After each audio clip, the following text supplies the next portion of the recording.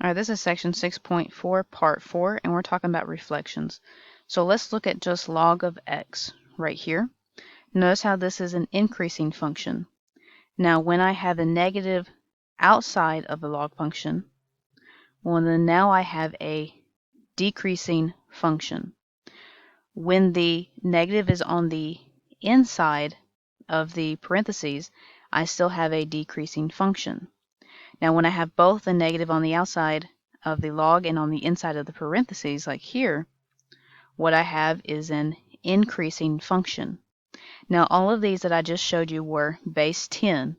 Okay, so we know that if it's base 10, that it should be increasing, but you have to make a note of reflections could change that. Now let's look at when the base is 1/4. Okay, so we know that if the base is 1/4, it should be a decreasing function, like this right here. This is a log of base 1/4, same thing as 0.25 of x, so it's a decreasing function.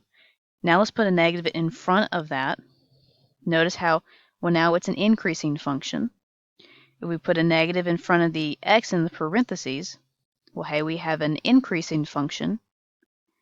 And if we put a negative in front of the log and inside the parentheses, well, now we have a decreasing function. Now let's look at all the transformations put together. Okay, so let's look at this one. We're going to describe the transformation of y is equal to -2 log of base 3 x plus 4 plus 5. We're going to see if the graph is increasing or decreasing, find the vertical asymptote as well. Okay, so let's go ahead and describe what's going on with this graph. How has it been changed? So we've got a negative in front of the log. So that means that we're going to have a reflection over the x-axis. So reflection about the x-axis. Okay. We also have x plus 4. So we have a horizontal shift to the left by 4 units. We also have this plus 5, so we have a vertical shift up by 5 units. Okay. Now notice that b is equal to 3, so that means that this is an increasing function. And then we need to find the vertical asymptote of this. Okay, so the vertical asymptote, it's originally in the parent function x is equal to 0, but since I went to the left by 4 units, I need to subtract 4. So x is equal to -4. Okay, so let me get rid of all this right here. So the vertical asymptote is x is equal to -4. We also have that a is that 2 right here. So a is greater than 1. So what we also have is a vertical stretch by 2 units.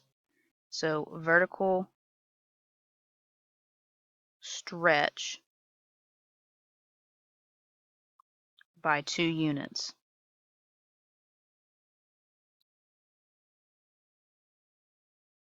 Okay, let's look at this one. Same thing.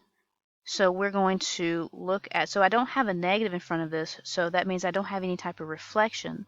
Now my a is 1/7, so it's a fraction. So we know that we have a vertical compression by 1/7 units. Okay, and then what I need to do is I need to make that an x plus or minus something. So I need to change it just a little bit, just so I know the shift. So I'm going to divide both of these by 3. So that's going to give me x minus 2 minus 1. Okay, so it looks like it went to the right by 2 units. Now I couldn't say, hey, it went to the right by 6 units because I've got a 3 in front of that x. I need a coefficient of 1 in front of that x to figure out what is the horizontal shift. So we have a horizontal shift to the right by 2 units. And then I have a vertical shift down by 1 unit.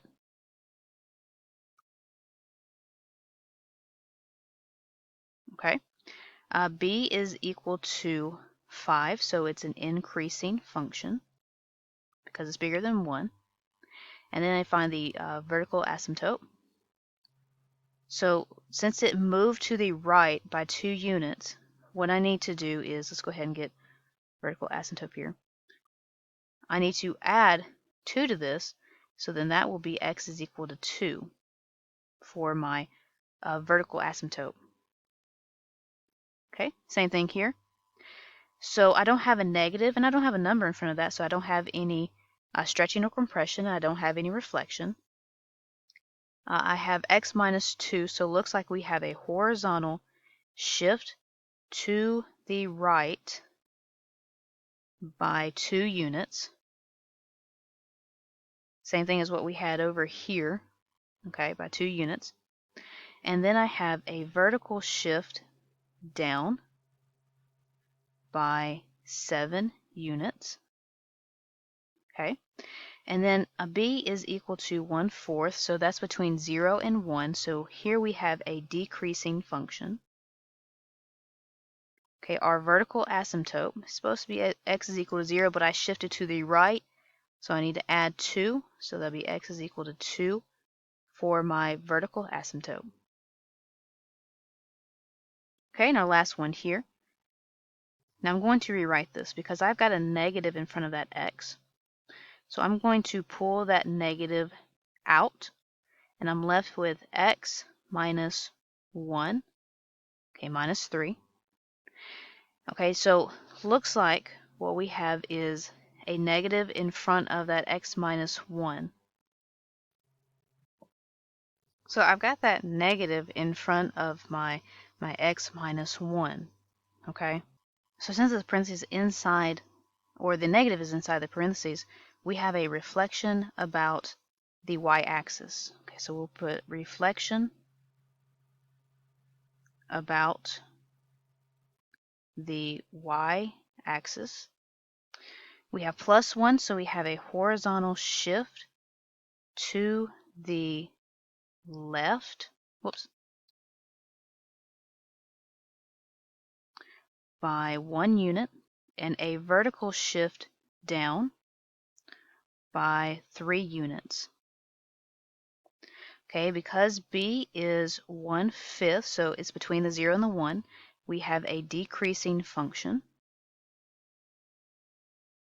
Okay, and then we have a vertical asymptote. Let's see, vertical asymptote. Okay, it starts out at x equals 0, but then we shifted it to the left, so that'd be x equals negative 1. And then what we did was we reflected it about the y-axis, which means we multiplied it times negative 1. So it should be x is equal to 1. Now when I said that it is a horizontal shift to the left by 1, well then the reflection about the y-axis, it twists it around the y-axis, so now it doesn't even look like it got shifted to the left by 1, because what you did was you changed all the x values to be from positive to negative, so it switched it over the y-axis.